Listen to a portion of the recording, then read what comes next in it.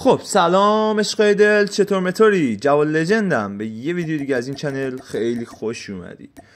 امروز بچه ها تو مچ بودم، بعد یه دختره بود، خلاصه رفتیم یه مچ با هم دیگه زدیم رندوم، منو برد. حالا به دلایلی منو بردش، 10-8 منو برد و اومد بیرون از مچ و ادعا بازی و خلاصه از این حرفا.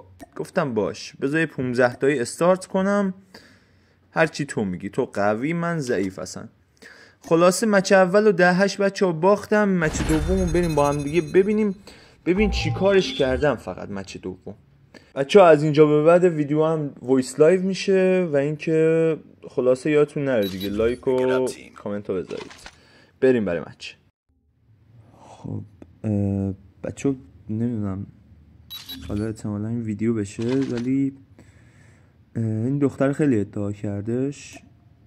مچ قبلی ازش باختم و اومدم این دست بتر کنمش دیگه. خلاصه بریم که بتر کنیمش. زیلات، آقام زیلات. کجایی؟ خدا ببینم. این اولیش خیلی هم خط میگیره، یعنی واقعا سبک بازیش رو مخه. چرا نخوردین؟ کجایی؟ فرار نکن، بیا اینجا ببینم. خب مثل این که این وره، بذار از این ور دور بزنیم، دوباره همونجاست. بذار ببینم دومی. اوکی. خب شات اول همیشه میس میره دیگه.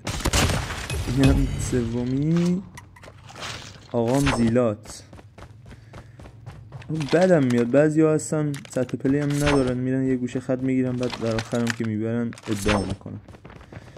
بودو ببینم چهارمیش. خدای قشنگ بود این شات، کار ندارم داداش، نیست اصلا. هرچی میگردم دنبالش اینجاست، پیداش کردم.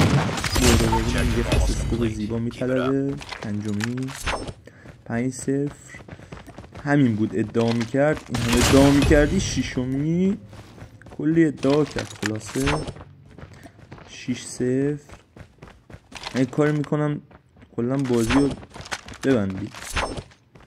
اگه تونستم بازی ببندی اونجا ببندی سام عوض اگه نبستی.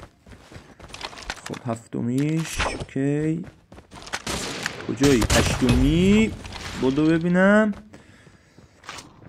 بابا بنازم.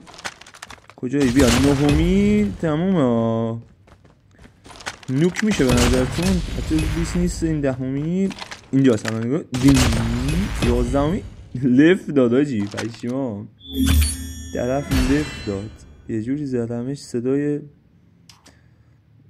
لفت داد. کلا از هم لفت داد. بچه ها اینم از خانوم ادعا که اینقدر ادعا میکرد بازی رو. مچو 11-0 باخت. حالا مچ قبلی هم بچه اگه ویدیو کردم میذارم احتمالا تو ویدیو نتیجه شو که ببینید. نتیجه مچ قبلی 10-8 شده بود.